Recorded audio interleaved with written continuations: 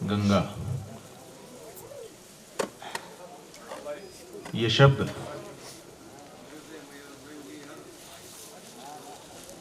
संसार का सबसे पवित्र शब्द है।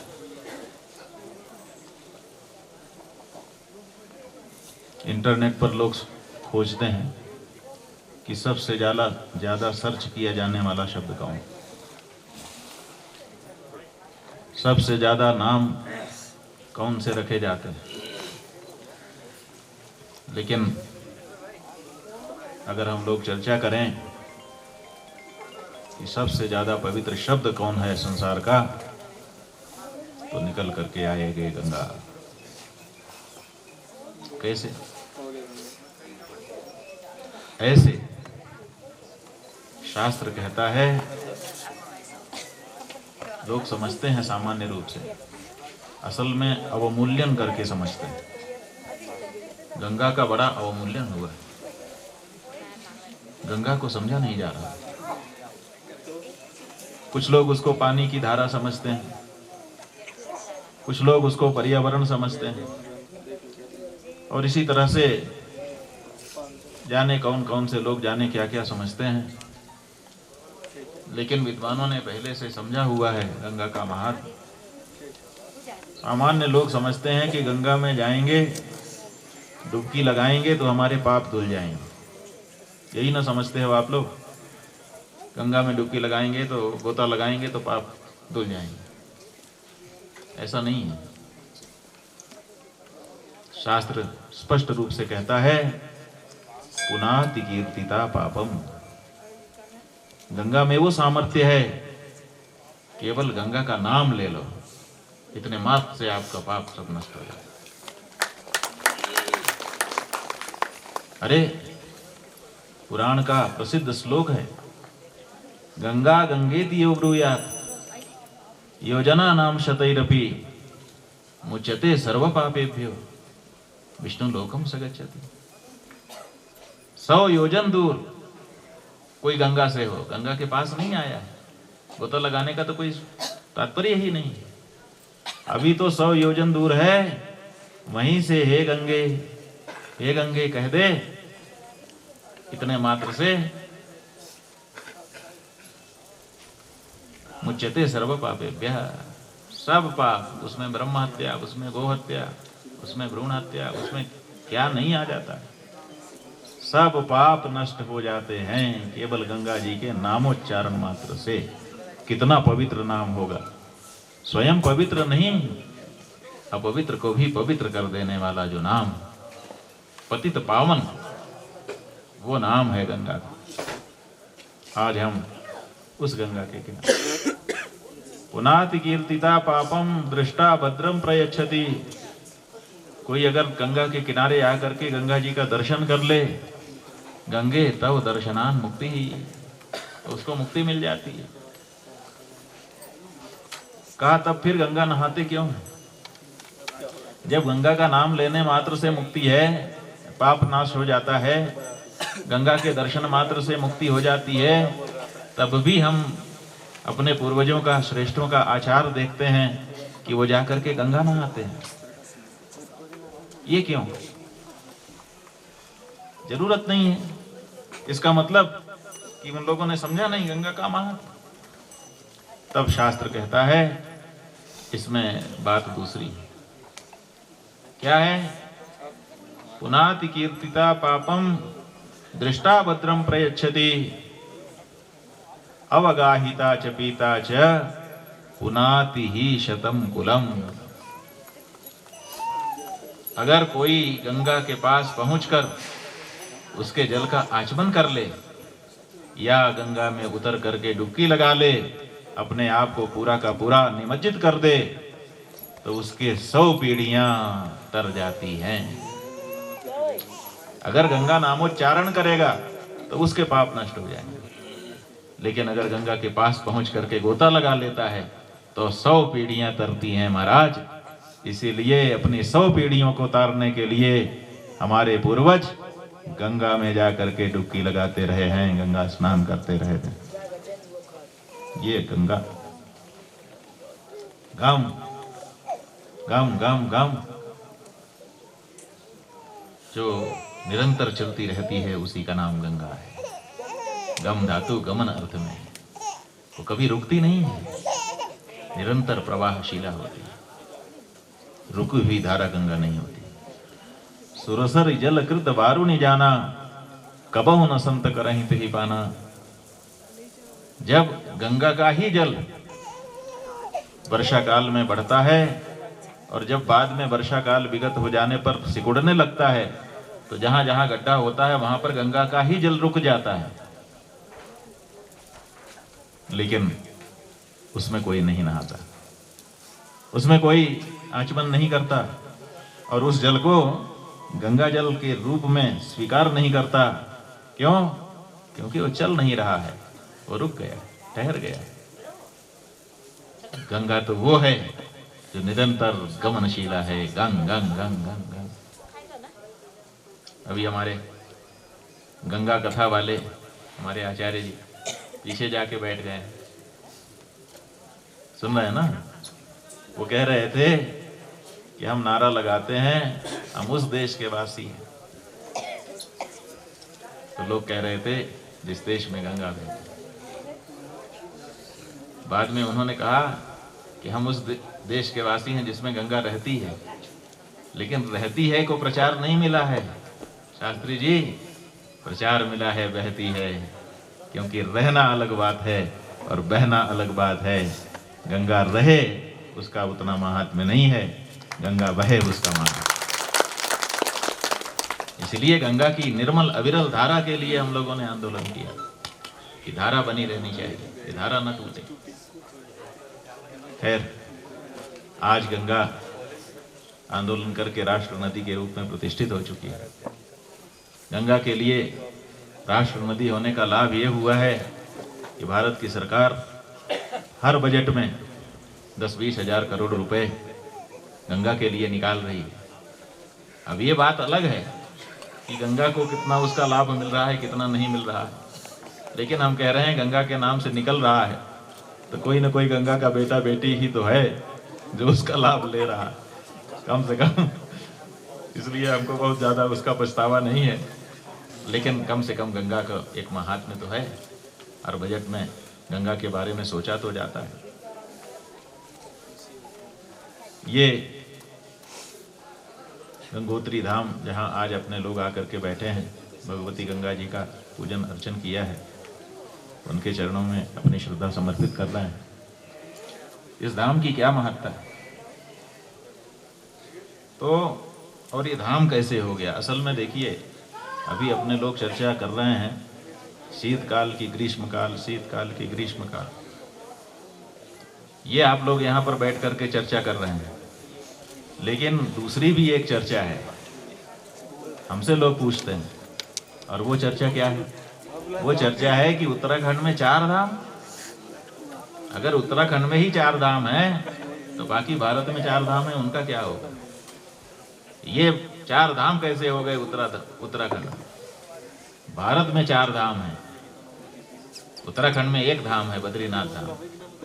4 धाम कैसे आ गया? ये दूसरी जगह चर्चा है। जब हम शीतकाल के 4 धाम की चर्चा करते हैं तो जो लोग नहीं चाहते वो लोग ये प्रश्न उठा देते हैं कि साहब पहले ये बताइए वहाँ 4 धाम कहाँ हैं, उसके बाद फिर हमसे बात करिए शीतकाल ग्रीष्मकाल। तो बंधुओं, हम आपको बताना चाहेंगे, उनको बता चुके हैं पूछने वालों कि उत्तराखंड में 4 धाम हैं और भारत में भी 4 धाम। भारत के 4 धाम से उत्तराखंड के 4 धामों का कोई टक्कर नहीं है, कोई देश नहीं है, कोई वैर नहीं है, कोई लड़ाई नहीं है, कोई संघर्ष नहीं। भारत के 4 धामों में हमारे उत्तराखंड का बद्रीनाथ धाम है कि नहीं? कहना ही पड़ेगा कि है। यही तो सर्वोत्कृष्ट धाम है, सतयुग का धाम। यही तो देवता आकर के विराजमान होते हैं। यही तो गंगा धरती पे आने के बाद भी अभी धरती की गंगा नहीं बनी है, अभी अलकनंदा है। अलकनंदा का मतलब स्वर्ग की गंगा।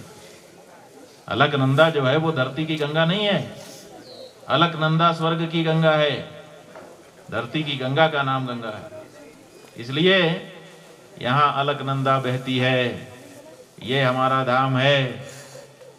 लेकिन भगवान शंकराचार्य आए। भगवान शंकराचार्य ने क्या किया? बड़ा योगदान किया। उनका योगदान ये था कि विधर्मियों के द्वारा मंदिर को भग्न कर दिया गया था। गर्भगृह से मूर्ति को भी उठा करके नारद कुंड में प्रवाहित कर दिया गया था और वहां पर म्लेच्छाचार हो रहा था, सदाचार समाप्त हो चुका था। ऐसे समय में भगवान शंकराचार्य वहां पर पहुंचे। ऐसे तो आ नहीं गए होंगे, किसी ने बुलाया होगा। किसने बुलाया?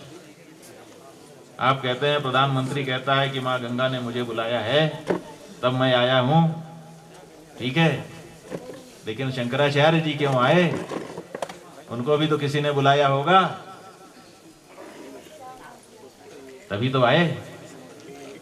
उनको हमारे सनातन धर्म ने बुलाया, हे शंकराचार्य आओ,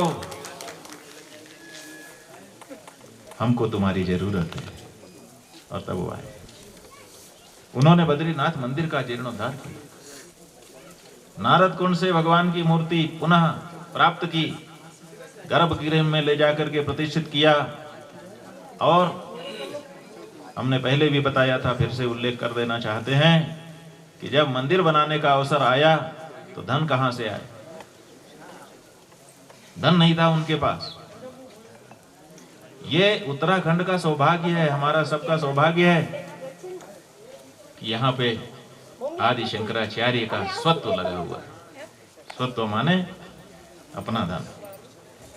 जैसे हमारी बहनों का धन होता है ना, स्त्री धन, वो उसको दूसरा कोई उपयोग नहीं कर सकता, ऐसे ही सबका स्वत्व होता है।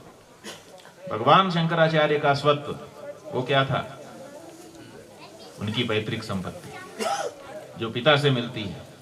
तो आपको पता होना चाहिए कि पिता से हमको जो संपत्ति मिलती है वो अचल होती है।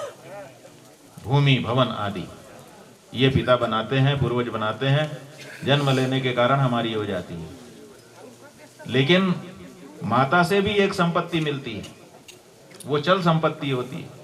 और वो क्या होती है कि जब बेटे का विवाह होता है, बहू को घर में लेकर के आता है, तो माँ अपने पास जो सोने का, चांदी का, रत्नों का आभूषण होता है या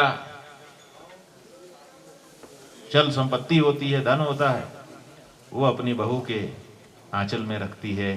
बेटा, ये मेरी सासू माँ ने मुझे दिया था, ये मैं तुझे आज दे रही हूँ। जैसे मैंने इसको संभाल करके रखा और बढ़ाया, वैसे ही तू इसे भी संभाल करके रखना, बढ़ाना, आगे की पीढ़ियों के काम आएगा। तो आपने सुना, 8 वर्ष की उम्र में ज्ञान हो जाने के कारण भगवान शंकराचार्य ने संसार को असार समझ लिया और आत्मज्ञान की प्राप्ति के लिए घर से संन्यास लेकर के निकलने लगे। तब माँ ने उनको कहा, बेटा तू जा रहा है, बेटे का एक धर्म ये भी है कि वो अपने माता पिता की सेवा करे। तेरे पिताजी तो अब रहे नहीं, लेकिन मैं तो हूँ। मेरी सेवा का जो धर्म है उसको कैसे छोड़ सकता है? तू तो धर्म रक्षा के लिए अवतरित हुआ है, तू कैसे धर्म को छोड़ सकता है? कहा, माँ मैं अपने धर्म को नहीं छोड़ रहा, मैं तेरी सेवा के लिए किसी को नियुक्त करूंगा। कहा, अच्छा नियुक्त करेगा तो जिसको तू मेरी सेवा के लिए नियुक्त करेगा उसको कुछ देना तो पड़ेगा। बिना कुछ प्राप्त किए कोई थोड़े मेरी सेवा करेगा। कहा, हाँ माँ, मेरी जो पैतृक संपत्ति है वो संपत्ति मैं तेरी सेवा करने के लिए जो तैयार है उसको देता।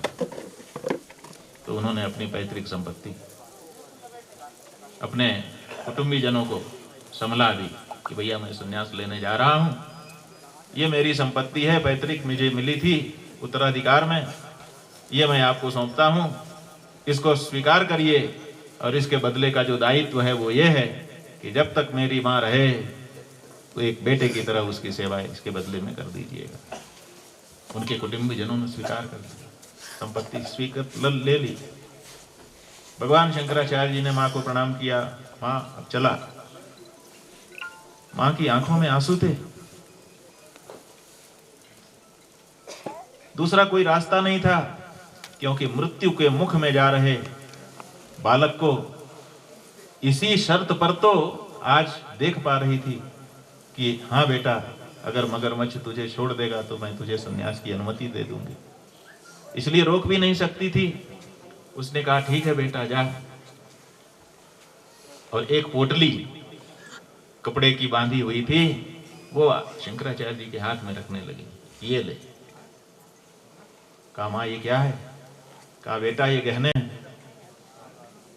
तेरी दादी ने, मेरी सासू ने जब मैं इस घर में ब्याह करके आई थी तो मुझको सौंपा था और कहा था कि इसको संभाल के रखना, बढ़ाना, और जब तुम्हारी बहू आए तो उसके हाथ में देना। अब तू सन्यास लेने जा रहा है, इसलिए बहू के आने का तो अब कोई प्रश्न ही नहीं।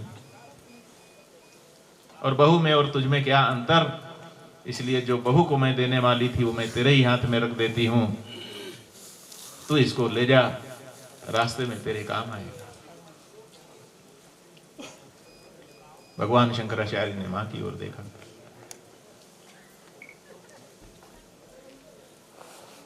उन्होंने कहा मां, तेरा ये प्यार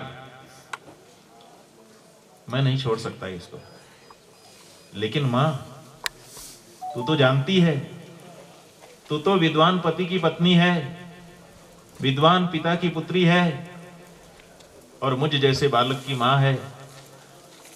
सन्यासी वही होता है जो त्याग करता है, सब कुछ छोड़कर। यद हरेव विरजेत तद हरेव प्रव्रजेत। प्रव्रजन का नियम है, रुदंतम पुत्रादिकम अनादृत्य व्रजति असौ परिव्राट।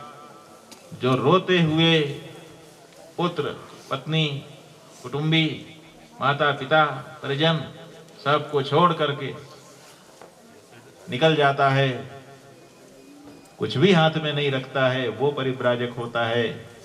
मां, अगर मैं पैसा लेकर के, धन लेकर के घर से निकलूंगा तो मैं सन्यासी कैसे कहा जाऊंगा? इसलिए ये धन मैं स्वीकार नहीं कर सकता। तेरे स्नेह प्रेम का आदर है, लेकिन मैं इसको स्वीकार नहीं कर सकता। कहा बेटा ठीक है, मैं तेरी बात समझती हूं, लेकिन किसी अच्छे काम में लगा देना। उसके लिए तो ले सकते हो, ले जाओ, किसी अच्छे काम में इसको लगा देना। शंकराचार्य जी ने कहा अच्छा मां, अब ये तुमने जो बात बताई इसको मैं टालता नहीं हूं, लेकिन अभी लेकर के मैं नहीं निकलता। मैं तुम्हारे पास ही अपना ये धन अपना मान करके रख देता हूं। जब कभी जरूरत पड़ेगी उस समय मैं इसका प्रयोग करूंगा। ऐसा कह करके वो पोटली मां के पास रह करके शंकराचार्य जी निकल गए थे। और तब जब बद्रीनाथ जी के मंदिर के पुनर्निर्माण का प्रश्न आया तो भगवान शंकराचार्य जी को धन की आवश्यकता। तब तक भगवान शंकराचार्य परिव्राजक थे, उन्होंने कोई संग्रह नहीं किया। ये पहला अवसर आया कि अपने धर्मस्थल को संरक्षित करने के लिए धन की भी जरूरत है। तो उन्होंने सोचा कि अब धन चाहिए, तो कहां से ले? तो मां की पोटली याद आई। शिष्यों को कहा कि हम यहीं पर हैं, आप लोग जाइए हमारे घर केरल। तब केरल का पता पहली बार उत्तराखंड को लगा, अन्यथा किसी को क्या पता कि ये कहाँ के। तब उन्होंने अपने घर का पता दिया और पता दे करके भेजा कि जाओ और जा करके हमारी माँ से कहना, ये पहचान बताना और कहना कि बद्रीनाथ जी के मंदिर के निर्माण का प्रसंग आ गया है, धन की आवश्यकता है, वो पोटली मुझे दे दो। और बंधुओं, शंकराचार्य जी के शिष्य गए, पोटली लेकर के आए और उसी पोटली के धन से पहली बार भगवान बद्रीनाथ जी के मंदिर का निर्माण। उन्होंने केवल कंसेप्ट नहीं दिया। दो तरह से योगदान होता है, एक मन से होता है, कंसेप्ट आपको एक विचार दे दिया जाए। एक तन से होता है कि श्रमदान कर दिया, और एक धन से होता है। तो ये जो आपके क्षेत्र में भगवान शंकराचार्य का योगदान है, ये तन से भी है, मन से भी है और धन से भी है, कमजोर नहीं है। तो भगवान शंकराचार्य जी ने बद्रीनाथ धाम, जो देश के 4 धाम में से एक है, सतयुग का धाम है, जहां पर भगवान की नित्य सन्निधि रहती है, उस धाम का उद्धार किया। लेकिन दर्शन करने के लिए कौन आए, इसके लिए उन्होंने नियम लगा दिया, प्रतिबंध लगाया। क्या प्रतिबंध है? प्रतिबंध ये है कि जो पूर्णतया निष्पाप हो वो यहां पर आ सकता है, दूसरा नहीं आ सकता। ये शर्त रखी, दर्शन का कीमत है। ऐसे नहीं है कि बस आए हाथ झुलाते हुए और अपना खड़े हो गए, यूं यूं करके देख लिए, ये दर्शन नहीं होता। दर्शन माने देखना नहीं, दर्शन एक अलग चीज है, एक अलग तरह की प्रक्रिया है, और उस प्रक्रिया से उत्पन्न होने वाली एक विशेष तरह की अनुभूति है, दृष्टिकोण है दर्शन। देखना दर्शन नहीं है। कई लोग सोचते हैं हम देख लेंगे तो दर्शन हो गया। सूरदास भी आते हैं दर्शन करने, वो क्या देखते हैं? अगर देखना ही दर्शन हो तो सूरदास कोई आएगा दर्शन करने, तो आप लोग क्या करोगे? उसको कहोगे कि तुम कहाँ आए कि दर्शन कराओगे? बताओ। आप उसको भी दर्शन कराएंगे। क्यों दर्शन कराएंगे? जब देख रहे हैं कि इसकी आंखें नहीं हैं। क्यों? क्योंकि आप जानते हैं कि देखना ही दर्शन नहीं है, दर्शन तो एक दृष्टिकोण है, वो उसके हृदय में प्रतिफलित होता है। इसलिए अगर वो दर्शन करने आया है तो हम उसको दर्शन कराएंगे। सूरदास जी के जीवन का प्रसंग है, प्रसंग बस याद आ गया, बता रहे हैं। वो कहीं मंदिर में दर्शन कर रहे थे तो कुछ नास्तिक प्रकृति के बच्चे खड़े थे, हर समय ये रहते हैं, इनकी भी जरूरत रहती है। खड़े थे तो वो मस्करी करने लगे, ये देखो आए हैं दर्शन करने, देख लिया, दर्शन मिल गए। सूरदास जी ने कहा, बेटा तुम ठीक कहते हो, मैं नहीं देख सका क्योंकि मेरे तो आंखें ही नहीं है। तो वो लोग हंस के बोलने लगे, तब फिर काहे आए? सूरदास जी ने कहा, बेटा इसलिए आए कि मेरी तो आंखें नहीं है, मैं नहीं देख सकता, लेकिन मेरी प्रभु की तो आंखें हैं, वो मुझे देख लेंगे कि मैं उनके दरबार में आया हूं। ये दर्शन है। यहां जो आ रहा है वो इसलिए नहीं आ रहा है कि हम देख लें, वो इसलिए आ रहा है कि गंगा मैया की दृष्टि हमारे ऊपर पड़ जाए, उससे हम कृतार्थ होंगे। तो भगवान शंकराचार्य जी ने बद्रीनाथ जी के दर्शन के लिए शर्त रखी, जो पूर्ण निष्पाप हो वो यहां पर आए। अब उस शर्त को कैसे पूरा किया जाए? लोग कहने लगे, महाराज ये ऐसी शर्त है, कैसे पता चले कि हम निष्पाप हो गए? तब उन्होंने कहा कि अब इस बद्रीनाथ धाम का हम विस्तार कर रहे हैं, इसको 4 खंड में बांट रहे हैं। है ये बद्रीनाथ धाम ही, लेकिन इसको 4 खंडों में विभाजित करके हम दिखाएंगे।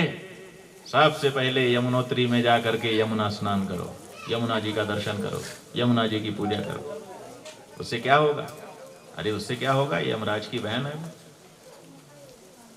यम यातना से तुमको मुक्त कर देंगी, माने पाप नष्ट हो जाएंगे। यम यातना किसकी होती है? जो पापी होता है, जिसके पाप होते हैं। और जिसके पाप नष्ट हो जाएंगे उसको यम यातना नहीं भोगनी होगी। तो सबसे पहले यमुनोत्री जाओ, यमुना जी का पूजन, दर्शन, स्नान जो कुछ हो सके करो। उससे क्या होगा? उससे तुम निष्पाप बनो। मान लो हम निष्पाप हो भी जाएं, तब भगवत दर्शन के अधिकारी हो गए? का नहीं, अभी आधा काम हुआ है। जो संस्कार है वो एक पक्षीय नहीं होता है, वो 2 चरण में होता है। संस्कार क्या है? मलापकर्षण और विशेषाधान। जब आप यहां पर तैयारी करेंगे तो पहले यहां पे झाड़ू पोछा लगाएंगे कि भाई स्वागत करना है, पहले सफाई करो।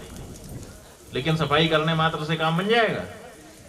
उसके बाद रंगोली बनानी पड़ेगी, उसके बाद जचाना पड़ेगा आसन आदि, उसके बाद फूल बिखेरने पड़ेंगे, तब लगेगा कि अब यहाँ पर कुछ होने वाला है। कि केवल सफाई से हो जाएगा? आपने शरीर में स्नान करके सफाई कर ली, आप देवता पूजा के अधिकारी हो गए? नहीं। जब तक आप कांच लगा हुआ और बाएं कंधे का दुपट्टे का वस्त्र नहीं धारण कर लिया, जब तक आपने शिखा ग्रंथि नहीं कर ली, जब तक आचमन करके आध्यात्मिक रूप से भी पवित्र नहीं हो गए, और विशेष रूप से कम तिलक धारण नहीं कर लिया, तब तक आप देवत पूजा के अधिकारी नहीं होते हो। ये तिलक क्या है? ये भाग्योदय है। इसलिए पहले पाप का नाश करो, अपने आप को साफ करो, और उसके बाद ही गंगोत्री आओ। गंगोत्री में आकर के अपने पुण्यों का उदय शुरू करो। पुण्योदय की भूमि है ये गंगोत्री। यहाँ जब कोई आता है तो उसके पुण्य उदित हो जाते हैं। इसलिए कहते हैं ना, पुण्य पुंज बिन मिलहि न समता, भाग्योदय न बहुजन्म समुज्जिते न। भाग्योदय जब होता है, पुण्योदय जब होता है, जन्मांतर यदा पुण्यम, जब जन्मांतर के पुण्य पुंज उदित हो जाते हैं, तब संतों का दर्शन, भगवत दर्शन होता है। उसके पहले नहीं हो सकता। इसलिए यमुनोत्री में स्नान करे, यमुनोत्री की यात्रा करे, उससे निष्पाप हो, फिर गंगोत्री की यात्रा करे, वहां से अपने पुण्य पुंजों का उदय आरंभ करे, और तब भगवान श्री विष्णु का हरिहरात्मक जो रूप है उसका दर्शन करने के लिए, क्योंकि शास्त्रों में अनेक स्थानों पर ऐसा वचन आ गया है कि बिना शिव की आराधना के भगवान विष्णु प्रसन्न नहीं है।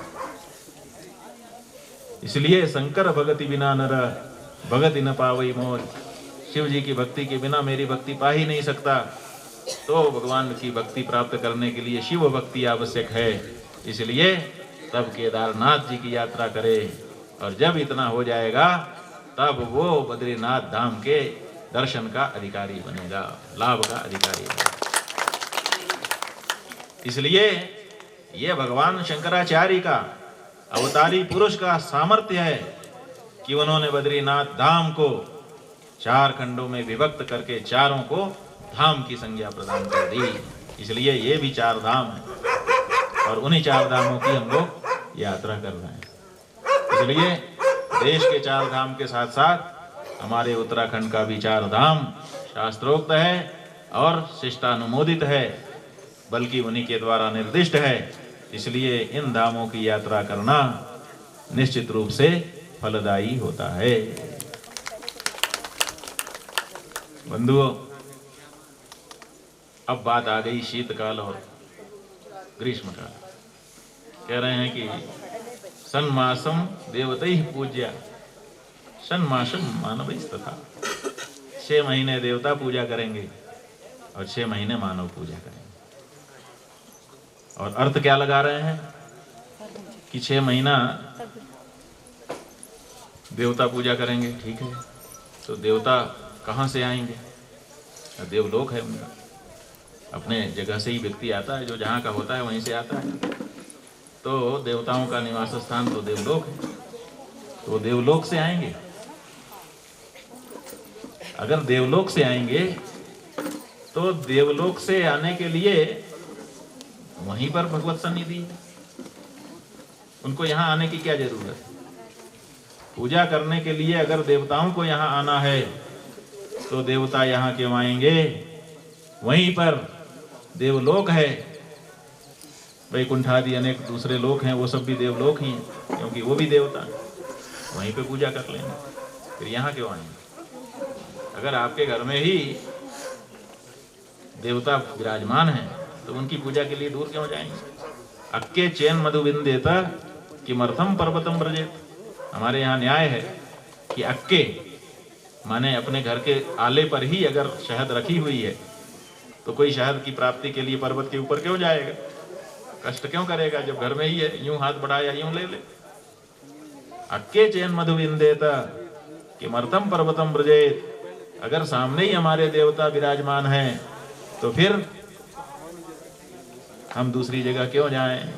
और दूसरा न्याय ये है कि उपस्थितम परित्यज्य अनुपस्थितस्य कल्पनम अन्याय्यम, जो उपस्थित है उसका तिरस्कार करके अनुपस्थित की बात करना यह अन्याय है।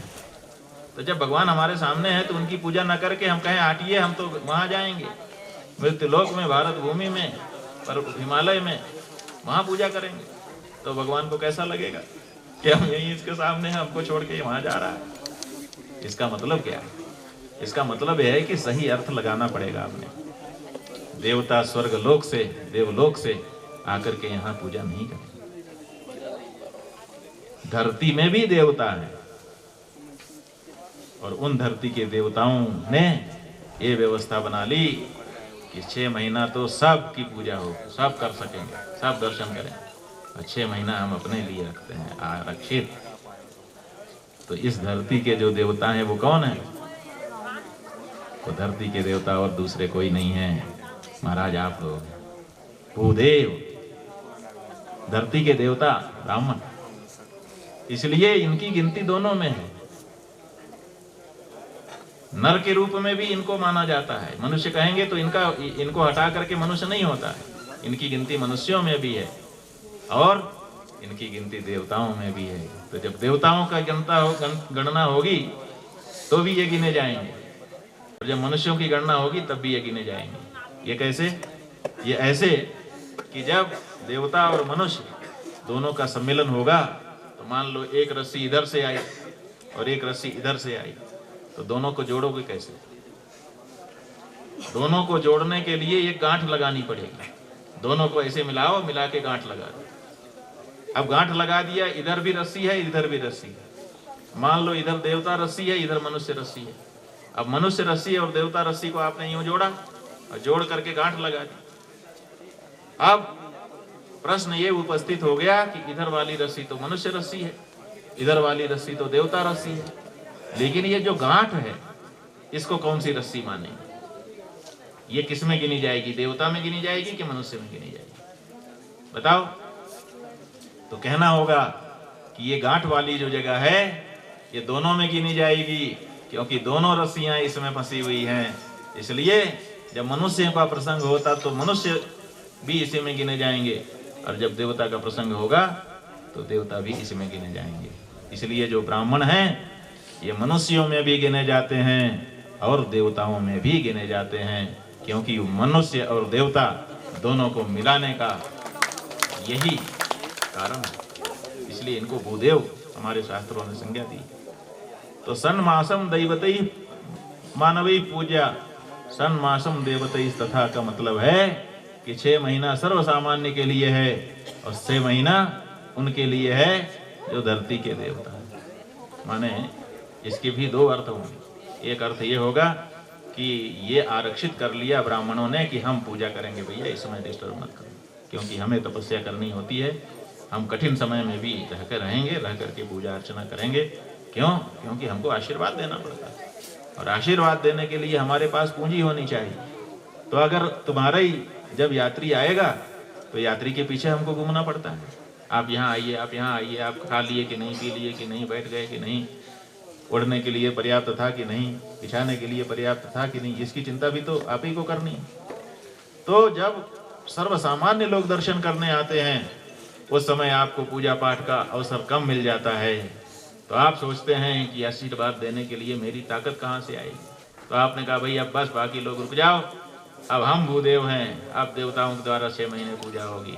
तो आप शांति से बैठ करके पूजा करते रहे। इसलिए ये जो देवताओं की पूजा है ये भूदेवों द्वारा की जाने वाली पूजा है, लेकिन केवल ब्राह्मण ही नहीं, कभी कभी देवता दूसरे रूप में भी आ सकते हैं।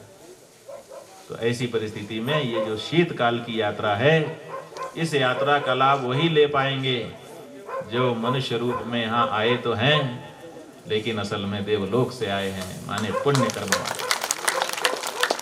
ये नियम है कि मृत्यु लोक में जो लोग आए हैं उनका 2 डेस्टिनेशन है, 2 जगह से आए हैं वो लोग। एक तो स्वर्ग से आए हैं, देवलोक से, और दूसरे नरक से आए हैं। पहचान क्या है? गरुड़ पुराण ने पहचान बता दी कि सुपात्र दानाच्च भवेत् धनाढ्यः, धनाढ्य भावात् प्रकरोति पुण्यम, पुण्य प्रभावात् त्रिदिवम प्रयाति, पुनर्धनाढ्यः पुनरेव दान। वो जो दानी स्वभाव का है, वो जो देव संस्कृति में विश्वास रखने वाला है, वो जो सदाचार पर रहता है, वो देवलोक से आया है, इसलिए वो भी देवता है। और वो दूसरा, कुपात्र दानाच्च भवेत् दरिद्रः, दरिद्र भावात् प्रकरोति पापम, पाप प्रभावान् नरकम प्रयाति, पुनर्दरिद्रः पुनरेव पापी। वो वहां से आया है, इसलिए यहां आकर के भी पाप ही कर रहा है। पाप क्या है? आप लोगों ने कहावत सुनी होगी, पाप है पापी पेट का सवाल है। पेट पापी है, व्यक्ति थोड़े पापी है। पेट का मतलब क्या है? हमारी भोग भोगने की इच्छाएं। हमारा, लोग कहते हैं ना,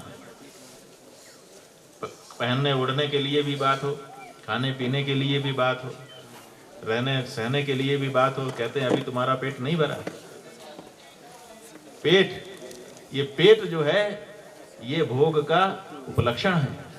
इसलिए जो भोगी प्रवृत्ति के लोग हैं वही पापी हैं।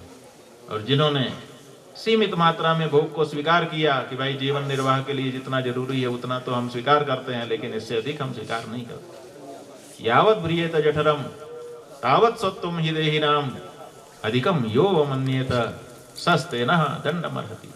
जितने से यावत् भ्रियेत जठरम, जितने से पेट भर जाए उतना ही अपना है, बाकी सब दूसरों का है, हम काहे को संग्रह करें, ऐसा मान करके कम संसाधनों में, सीमित संसाधनों में अपना जीवन चलाने वाले, और अधिक आ जाए तो उसको फिर से समाज में वितरित कर देने वाले जो प्रकृति के लोग हैं वो देव लोग हैं। इसलिए सन्मासम दैवतैः पूज्या, ये जो शीतकाल का 6 महीना है ये उन पुण्यात्माओं के लिए आरक्षित है।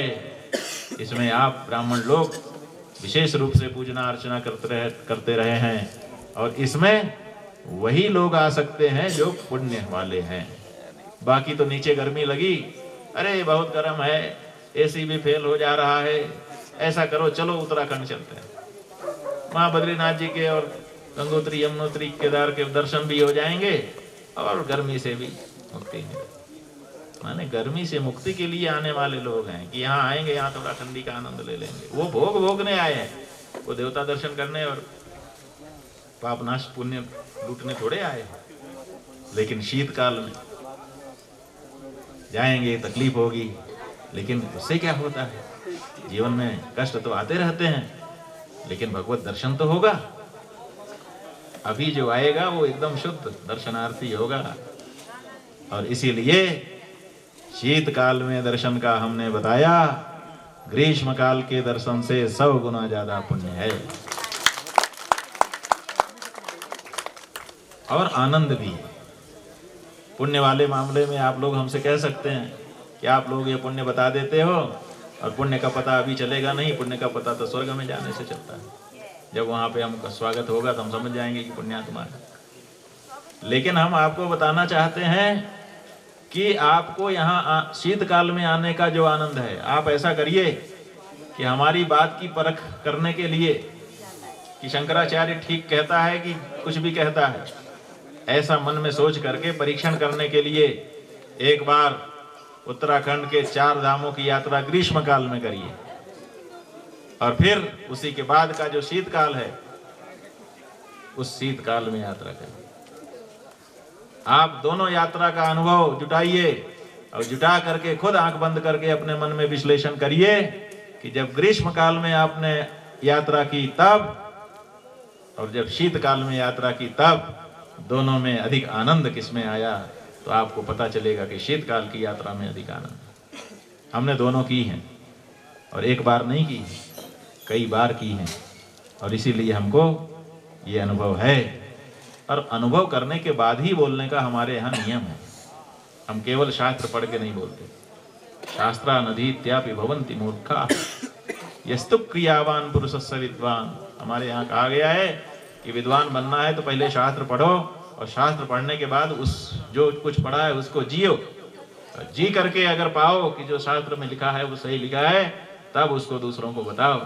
केवल पढ़ के आगे पंक्ति को आगे मत बढ़ा दो।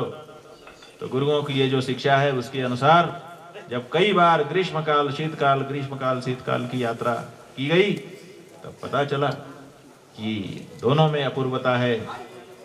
ग्रीष्मकाल का भी अपना आनंद है, लेकिन शीतकाल की बात उससे भी कुछ और निराली है। और इसीलिए हमने सोचा कि अब लोगों को बताना चाहिए कि शीतकाल की यात्रा करिए, आपको आनंद होगा।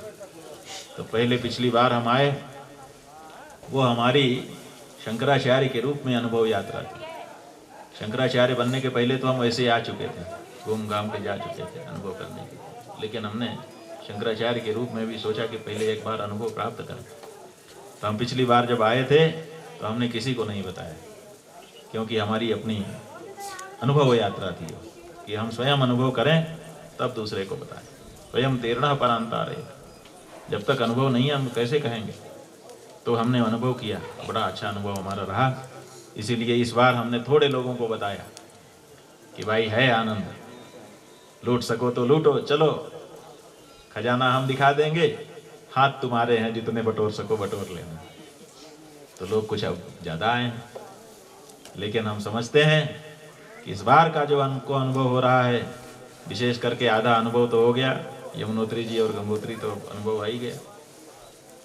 अब केदार बद्री का अनुभव और हो जाएगा, तो हो सकता है अगर अच्छा अनुभव हमारा रहा तो दीर्घबद्धम सुबद्धम भवति, 2 बार का अनुभव और बेहतर हो जाएगा।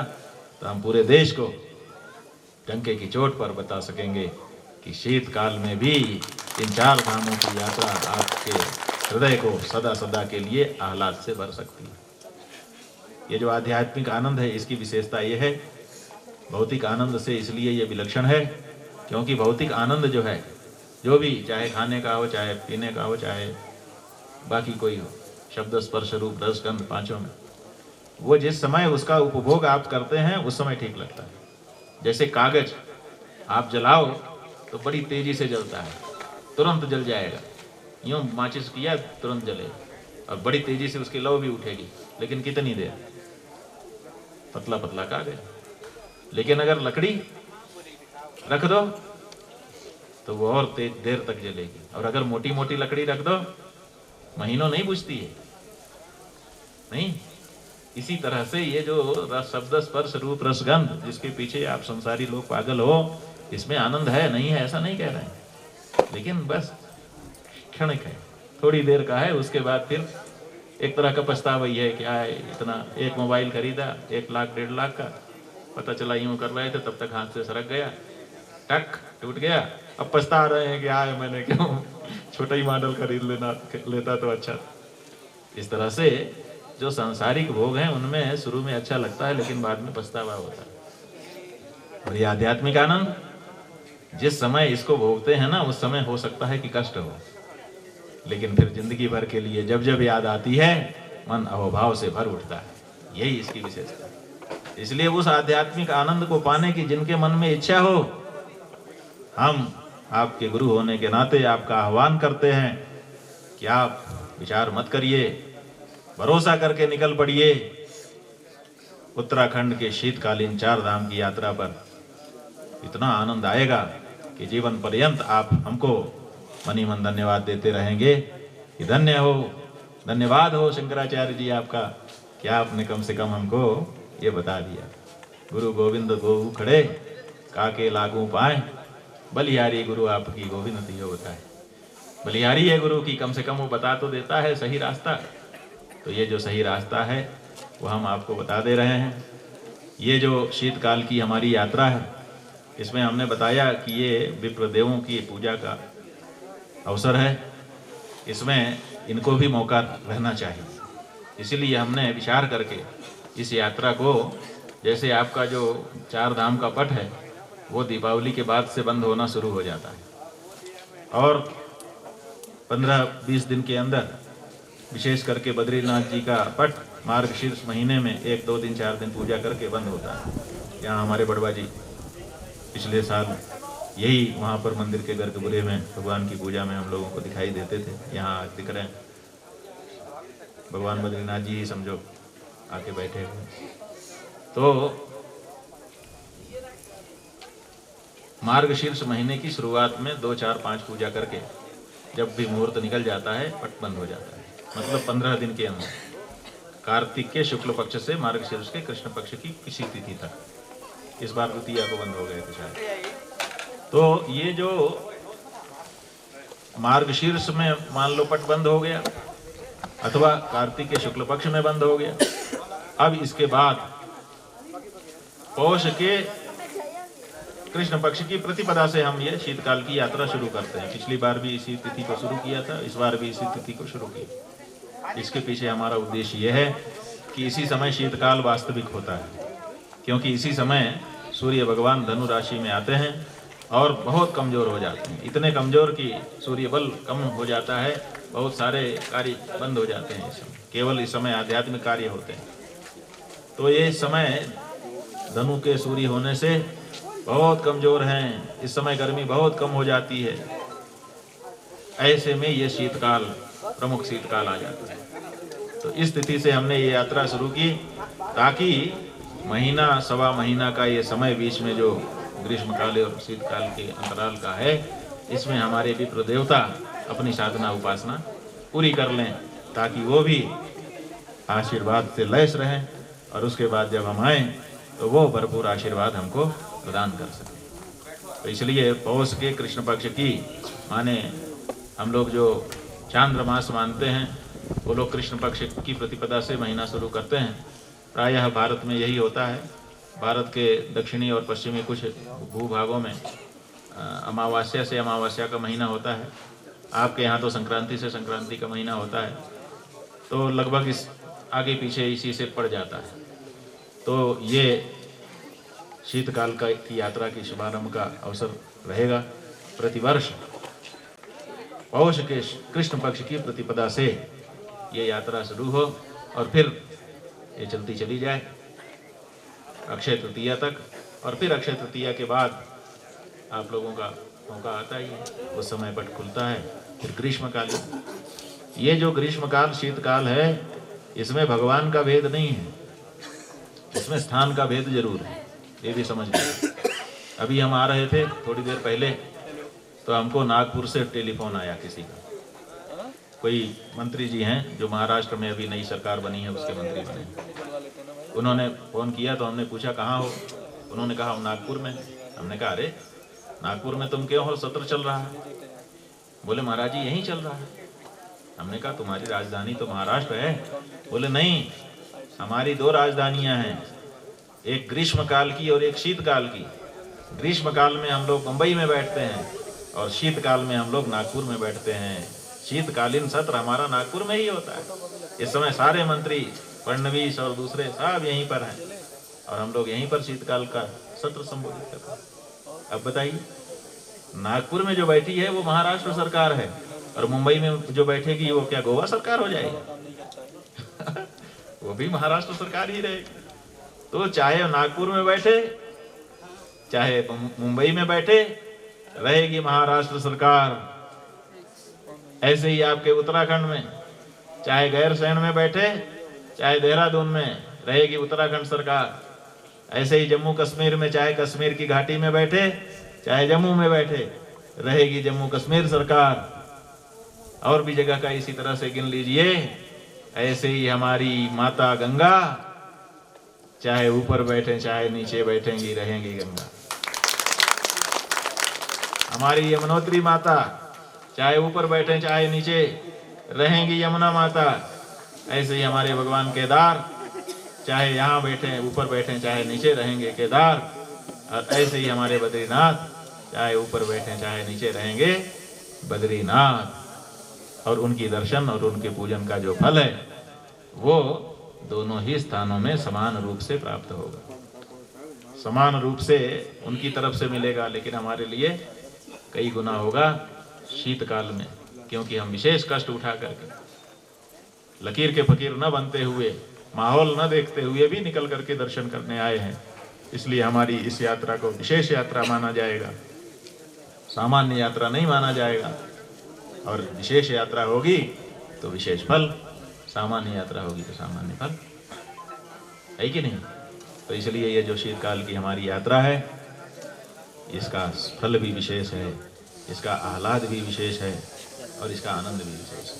अब आप समझो, हम लोग आए हैं, अगर गर्मी के दिनों में आते तो आप लोग इतना देर बैठ पाते हमारे पास? आप लोग धीरे से प्रणाम करके पोथी पत्रा लेके, महाराज जी महाराज जी, गुरु जी, इधर उधर क्यों? क्योंकि भाई और भी यजमान है, सबको संभालना है, आपका दायित्व है। तो आज ठीक है, तो इसलिए ये आनंद कहाँ मिलेगा? तो इसलिए इस आनंद की प्राप्ति के लिए, भगवती का खूब अच्छे से दर्शन करने के लिए, उनकी अच्छी से पूजा पाठ करवाने के लिए, उनका खूब आशीर्वाद लेने के लिए आप लोग आइए। पूरे देश से गंगोत्री धाम में बैठ करके, यहाँ के पुरोहितों के बीच में बैठ करके, यहाँ के आचार्यों के बीच में बैठ करके, यहाँ के रावल जी के बीच में बैठ करके हम आपको आमंत्रित कर रहे हैं, चले आओ। अभी हम रास्ते में एक गीत सुन रहे थे, निमंत्रण है चले आओ, पुकारे तुमको ज्योतिर्मठ, और उसमें था कि कराए एक नई सुबह की सैर ज्योतिर्मठ। तो हमने कहा इसको थोड़ा सा ठीक कर देना चाहिए, अपने अनुसार कर लेना चाहिए। कराए धर्म जीवन की सुहानी सैर ज्योतिर्मठ। ऐसे ही धर्म जीवन की सुहानी सैर करने के लिए अगर आपको निकलना है तो ये शीतकालीन चार धाम की यात्रा से बढ़िया दूसरा समय नहीं हो सकता है। बंधु, बात तो रहती है, बहुत मन में भरी रहती है, गुबार रहता है, तो वो निकल जाता है। लेकिन ये जो बातें हमने कही, ये इसलिए नहीं कही कि हमको बोलने का बहुत मन था, इसलिए कही कि इनकी ज़रूरत थी समझ विकसित करने के लिए, क्योंकि तरह तरह के प्रश्न भी उठ रहे हैं। उन सब प्रश्नों के समाधान के लिए आपके पास भी युक्तियाँ होनी चाहिए, आपके पास भी चर्चा होनी चाहिए। तो इसी दृष्टि से हमने ये सब चर्चा यहाँ पर की।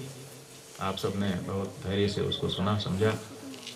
हमारे मन में आज जब भगवती गंगा की पूजा गर्भगृह में हम कर रहे थे, तो उनके गर्भगृह मंडप के बारे में हमारे मन में विचार आया। तो हमने अनुरोध किया यहाँ के पदाधिकारियों से, तो इन लोगों ने कहा कि ये बहुत अच्छा होगा। तो हम चाहेंगे कि जल्दी से जल्दी कारीगर आएँ, आकर के भगवती का गर्भगृह का मंडप जो 3 मेहराब वाला हो बनाएं, और उसमें हम भगवती का फिर से अगली बार जब आएँ तो दर्शन कर सकें, तो बड़ा अच्छा हो। इसी तरह से सुखी मठ, मुखी मठ, उखी मठ और जुशी मठ, ये 4 मठों की चर्चा है। सुखी ही खुशी है, हमारे यहाँ व्यत्यय करके भी, जैसे हिंस से सिंह बना है, इसी तरह से बोलने की हमारे यहाँ परंपरा है। जैसे चित्रगुप्त गुप्त चित्र, उसी तरह से खुशी और सुखी में बात एक ही है। तो कोई खुशी मठ कहता है, कोई सुखी मठ कहता है। ये भगवान शंकराचार्य जी ने ही बना दिया था। 4 धामों में 4 मठ बनाए थे, ताकि वहाँ पर सन्यासी लोग रहें, रह करके वहाँ पर धर्म कार्य करें। लेकिन कालक्रम से जैसे ज्योतिर्मठ ही बहुत दिन तक यहाँ नहीं रह गया था, तो अब सुखी मुखी मठ कहाँ से रहेगा। तो अब 1941 ईस्वी में बाकी के 3 शंकराचार्यों और बहुत दिव्यजनों के प्रयास से ज्योतिर्मठ का पुनरुद्धार हुआ, फिर से वहाँ पर ज्योतिर्मठ दिखाई देने लगे। तो हम समझते हैं कि अब 50 साल हो रहा है इस कार्य को। अब दूसरे जो उसके आनुषंगिक मठ थे, सुखी मठ, मुखी मठ, उखी मठ आदि, उन मठों का भी फिर से पुनरुद्धार होना चाहिए, फिर से उनको अस्तित्व में आना चाहिए। तो स्वाभाविक है ये मुखवा का मतलब आप लोगों ने अलग अलग निरुक्तियाँ की, सबकी निरुक्ति बहुत अच्छी है, बहुत ही हृदयंगम करने वाली है, महात्म्य को निरूपित करने वाली है। लेकिन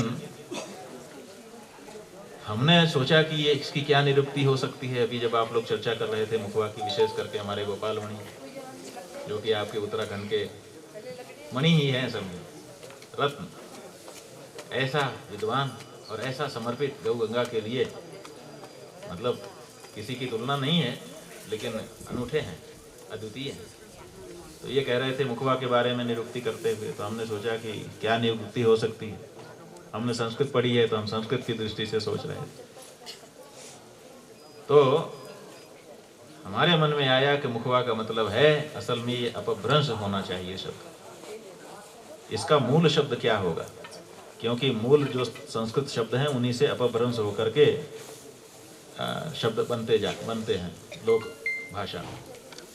तो इसका मूल शब्द होना चाहिए मुखवहा। वहा माने बहने वाली नदी और मुख माने प्रमुख। जो मुख्य प्रवाह है वो मुखवहा है। मुखवहा, मुख माने प्रमुख और वहा माने बहने वाली, स्त्रीलिंग में। मुखवह ये पुल्लिंग में होगा और मुखवहा स्त्रीलिंग में होगा। तो ये गंगा जी के संदर्भ में है, इसीलिए स्त्रीलिंग में है। मुखवहा माने प्रमुख प्रवाह, क्योंकि इसको हम लोगों ने मुख्य नदी माना है। अभी शिव पुराण की कोटिरुद्र संहिता का उदाहरण हमारे गोपाल मणि जी दे रहे थे। वहाँ पर ये प्रसंग आया है कि गंगा आई गौतम ऋषि की प्रार्थना पर और उनको उद्धार करके उनके पाप का प्रक्षालन करके वापस जाने लगे। तो सब ऋषि महर्षि हाथ जोड़ के खड़े हो गए कि माँ मत जाओ। उन्होंने कहा कि भाई प्रयोजन पूरा हो गया, प्रयोजन के बाद कोई रहेगा तो सम्मान नहीं होता है। मान घटे नित के घर जाए, अति परिचयाद अवज्ञा। हम ज़्यादा दिन रहेंगे तो आप लोग हमारा महत्व, अभी तो सब लोग बड़ा स्वागत सत्कार कर रहे हो, बाजा गाजा बजा रहे। अब अगर हम यहीं रह जाएंगे, जैसे हम ही आए अभी, आप लोग कितना स्वागत सत्कार कर रहे हैं, अब अगर हम यहीं रहने लग जाए तब तो अंतर पड़ जाए। तो इसलिए ज़्यादा दिन रहेंगे तो आप लोग हमारा जो सम्मान आज कर रहे हो उसमें कमी कर दोगे, हमको ये अच्छा नहीं लगता। मेरा स्वभाव मानिनी का स्वभाव है, सम्मान बहुत हमको प्रिय है। आपको याद हो कि जब हम भीष्म माँ के रूप में, शांतनु की पत्नी के रूप में आए थे, उन्होंने केवल हमको टोक दिया था कि ये क्या कर रही है। हमको रोकना टोकना पसंद नहीं, हम तुरंत उनका घर छोड़ के चले गए। इसलिए हमारा स्वभाव माननी का स्वभाव है। असम्मान होगा तो हमारे लिए असह्य हो जाएगा, इसलिए हमको मत रोको। उस समय हमारे पूर्वजों ने गंगा जी को वचन दिया था कि हे माँ, अगर तुम धरती पर रुकती हो तो हम आपको वचन देते हैं कि आपको सर्वोत्तम नदी के रूप में हम सदा स्वीकार करते रहें। सर्वोत्तम शब्द, ज्ञात्वा माम सर्वोत्तमाम इति। सर्वोत्तम नदी माने प्रमुख, प्रमुख जो होता है वही सर्वोत्तम होता है। मुख्य, मुख्यमंत्री माने सबसे बड़ा मंत्री, उससे बड़ा फिर कोई मंत्री नहीं। ऐसे ही मुख्य शब्द जो है वो मुख्यता के कारण आया है, उनको हमने ये पदवी दी है। ये बात हमको कैसे समझ में आई, आप लोगों को हम थोड़ा सा बताना चाहेंगे कि हम जब छोटे थे तो हमारे घर के जो पड़ोसी हैं, पड़ोसियों में तकरार कभी कभी हो जाती है। तो हमारे घर के एक पड़ोसी थे, उनसे कुछ तकरार हो गई किसी बात में, सीमा विवाद प्रायः होता है। तो सीमा विवाद हो गया कि हमारा यहाँ तक है, वो कह हमारा यहाँ तक है। तो बातचीत बंद हो गई पड़ोसी से। और इसी बीच में उसके घर में सत्यनारायण भगवान की कथा हुई। तो हमने देखा, हम बहुत छोटे थे, उतना नहीं समझते थे। तो हमारी जो माता जी थी वो पड़ोसी के घर के पास की जो दीवार थी उसके पास जाके बैठी और ऐसे कान लगा के सुन रही। तो हम गए, हमने कहा माँ ये क्या सुन रही है? बोले कथा सुन रहे हैं। शांत, चुप। तो हमने कहा ऐसे तो चुप कर आ रही है, बड़ी कथा सुनने। हमने कहा जब इतनी कथा सुनने का शौक है तो वहीं चली जाओ। बोले हाँ चले तो जाते, लेकिन बुलाया नहीं है हमको, तो बिना बुलाए हम कैसे जाए? तो हमने कहा ठीक है। फिर हम चले गए, बात भूल गई हम। लेकिन उसके बाद 78 का कुंभ आया जो प्रयाग में अब लगने वाला है, ईस्वी सन 78 में। और हमारे बड़े भाई हमको लेकर के गए कुंभ में और हमको अपने कंधे पे बैठा करके उन्होंने कुंभ घुमाया। हम तो छोटे से थे, देख नहीं पा रहे थे और धक्का भी लग रहा था, बहुत भीड़ थी। तो उन्होंने अपने कंधे पे बैठा करके पूरा घुमाया। तो हमने देखा कि बाप रे बाप, इतने लोग इकट्ठा।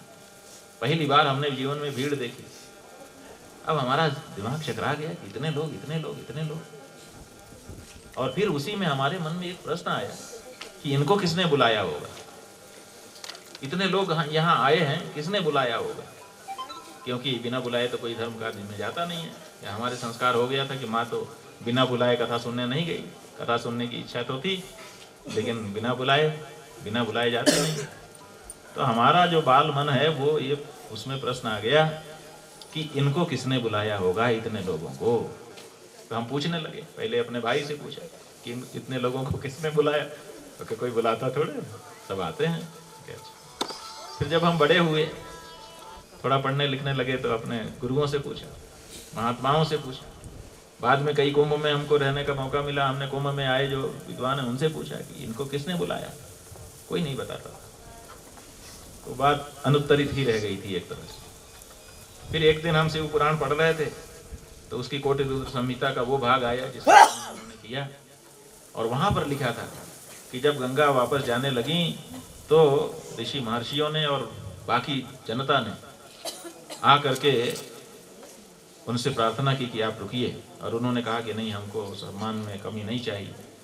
तो हमारे पूर्वजों ने वचन दिया कि आपके सम्मान में कमी नहीं होगी, सर्वोत्तम नदी के रूप में सदा आपकी हम प्रतिष्ठा करेंगे, इसलिए आप विराजमान रहिए।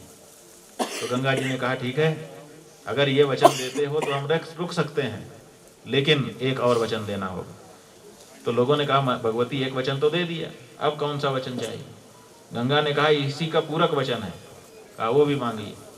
तो गंगा ने कहा कि हर 12 वर्ष के बाद हमारे किनारे पर इकट्ठा होकर के तुम हमको इस बात का एहसास दिलाओगे कि जो वचन तुमने हमको दिया था आज भी तुमने याद रखा है। तो हमारे पूर्वजों ने ये वचन भी दिया कि गंगा जी हम ये भी वचन देते हैं 12 साल जब हो जाएगा तो हम आएंगे। और तब हमको पढ़ते पढ़ते अचानक ये पंक्ति लग गई कि ये बात है, भले हम भूल गए हैं लेकिन हमारे पूर्वजों ने जो वचन दिया था परंपरा के कारण आज भी हम उसका पालन कर रहे हैं। इसलिए 12 वर्ष जब पूरा हो जाता है तो कुंभ के बहाने गंगा के किनारे जाके बिना बुलाए खड़े हो जाते हैं। नहीं? तो गंगा को हमने मुख्य नदी माना और हर 12 साल पे रिन्यूअल भी इस अपने वचन का कर रहे हैं। नहीं, इसलिए ये मुख्य नदी है, मुख्य वहा, इसलिए इनके मुख्य जगह का नाम मुखवा है कि नहीं? ये मुखवा है, मुख्य वहा यहीं से निकलती है, यहीं से उनकी मुख्यता प्रमाणित होती है। इसलिए ये कोई सामान्य स्थान नहीं है, कोई इसको अल्टरनेट विकल्प वाली जगह ना समझे। इस जगह का अपना महात्म्य है और मुख्यता यहाँ पर गंगा जी को प्राप्त है। ऐसी जगह पर आकर के दर्शन करना, आशीर्वाद प्राप्त करना निश्चित रूप से दुर्लभ है। जिनको ये मिल रहा है उनका सौभाग्य है। अब कोई सौभाग्य नहीं समझते, उनकी बात अलग।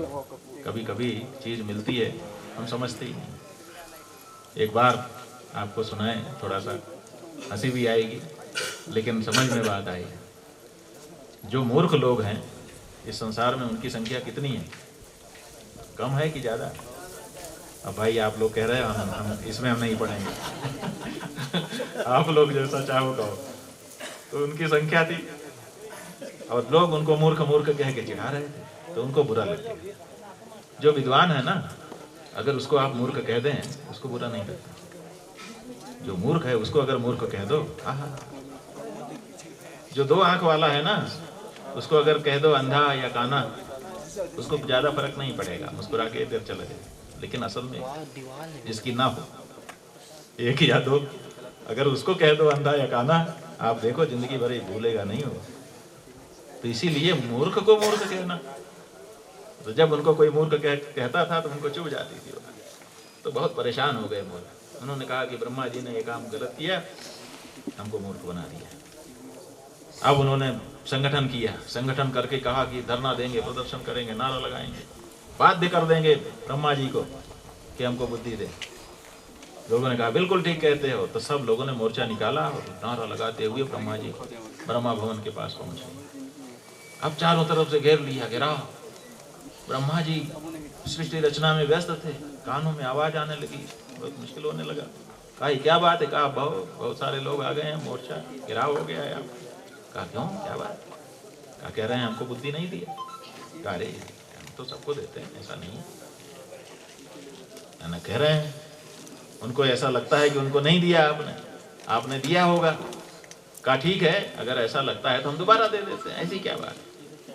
कितने लोग हैं? कहा कितने, अनगिनत, कोई गिनती नहीं है, बहुत बड़ी संख्या है। कहा तब तो एक एक को दे पाना बुद्धि कठिन होगा। ऐसा करो कि ऊंची जगह पे हम खड़े होके वहीं से बुद्धि की वर्षा कर देंगे, सबको मिल जाएगी। कहा ठीक है। तो ब्रह्मा जी के लोग आए, कहा शांत शांत, सुनो सुनो, ब्रह्मा जी का संदेशा है। तो सब शांत हो। बताओ क्या संदेशा है? कहा ब्रह्मा जी ने कहा है सबको मिलेगी बुद्धि, आपको पहले दी गई है, लेकिन अगर आपको एहसास नहीं है तो कोई बात नहीं है, सबको फिर से दी जाएगी। लेकिन ऐसे तो संभव नहीं है, इसलिए ब्रह्मा जी ने कहा है कि वो ऊपर आएंगे, वहीं से वर्षा करेंगे बुद्धि की। थोड़ी देर में आएंगे, आप लोग खड़े हो जाएंगे। ऐसा कह करके ब्रह्मा जी के सेवक अंदर चले गए। मूर्खों ने आपस में विचार किया कि वर्षा होने वाली, तो कहा छाता लाओ। तो सब ने अपना छाता लगा लिया, छाता लगा के खड़े हो गए। अपने आप को बुद्धिमान समझ रहे थे कि देखो हम कितने अगम सोची हैं कि वर्षा होने वाली है, सुन करके ही हमने छाता निकाल लिया। हमको मूर्ख समझते हो?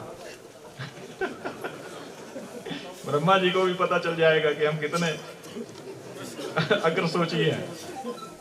तो ब्रह्मा जी आए, ब्रह्मा जी ने कहा लो, और ऐसा करके जो बुद्धि के वर्षा की तो छाते के ऊपर गिरी और लुढ़क करके नीचे चली गई। जो जैसे थे वैसे ही रह गए। नहीं, कभी कभी ईश्वर, कभी कभी शास्त्र, कभी कभी अपनी आत्मा कृपा की वृष्टि करते हैं, लेकिन हम बुद्धिमानी करते हुए छाता लगा लेते हैं और इसीलिए इससे वंचित रह जाते हैं। तो इसलिए यहाँ तो कृपा की वर्षा हो रही है। अब जो अपनी बुद्धि का छाता उतार देगा वो इसमें सराबोर हो जाएगा, और नहीं तो बौद्ध मत अगर कोई मानेगा तो उसको तो फिर कुछ नहीं है, उसके लिए तो अलग ही बात। तो ये सब बात हम कह पा रहे हैं क्योंकि मन आह्लादित है। अगर आह्लाद ना होता तो ये सब बात भी ना निकलती। तो आज आप सबके बीच में आकर के, आप सबसे स्नेह प्रेम पा करके, विशेष करके ये जो हमारे संचालक जी हैं, इन्होंने जो शुरुआत में पढ़ा और उसमें इतना सुंदर शब्दावली थी, कौन सी चीज़ के बगीचे के, बहुत सुंदर वाक्य था। क्या था जरा पढ़ के बता दें। ये अच्छे से इन्होंने कहा। यही विद्वानों की बात होती है कि बाद में ही ऐसा प्रकर्ष ला देते हैं कि हृदय आह्लादित हो जाता है। यही साहित्यिक आनंद। अब तो साहित्य का आनंद लेने वाले लोग भी नहीं रहे। इसके सामने लक्षण व्यंजना कहो नहीं, वो केवल अभिधा समझते हैं और अभिधा भी नहीं समझते। सच बात तो ऐसी परिस्थिति हो गई। शास्त्र संस्कार समाप्त हो रहे हैं, इसलिए अपने लोगों को शास्त्र संस्कार भी लाना चाहिए।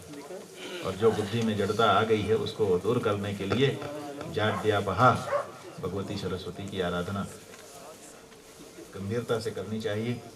ये सब आप लोग करेंगे, हम जानते हैं। भगवती गंगा हम सबके ऊपर कृपा करे और जीवन को सफल बनाए।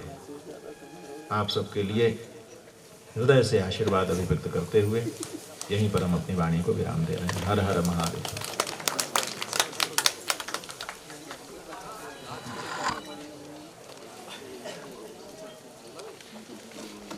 और सुनो, हम ये कहना है कि गाय का विषय है, हम लोग हर जगह बोलते हैं, यहाँ नहीं बोल पाए। तो ये जो गंगा है इसका इतना महात्म्य हो गया, और इतना महात्म्य गोमुख से निकलने से हो गया, इसलिए गाय का और भी अलग महात्म्य है ना। तो इसलिए गौ माता के बारे में भी अपने लोगों को सोचना है। गौ हत्या को बंद कराना है और गौ माता को माता के रूप में प्रतिष्ठित कराना है। अभी अपने लोग जो सरकारें हैं, जिनको अपने लोग वोट दे करके सरकार बनाते हैं, उन्होंने जो सूची बनाई हुई है, चाहे राज्य की सरकारें हों चाहे केंद्र की सरकार, उन्होंने गाय को पशु की सूची में रखा है। गाय पशु नहीं है। इसलिए कहते हैं, नेहरू जी से किसी ने पूछा कि अपने देश की 2 प्रमुख नदियों के नाम बताओ, तो उन्होंने कहा यमुना और नर्मदा। तो पूछने वाले ने कहा, अरे गंगा जी का नाम आपने नहीं लिया? उन्होंने कहा गंगा नदी है, नदी पुनी गंगा। तुलसीदास जी ने भी कहा, अंगद जी के मुँह से कहलवाया। तो गंगा जैसे नदी होकर के भी नदी नहीं है।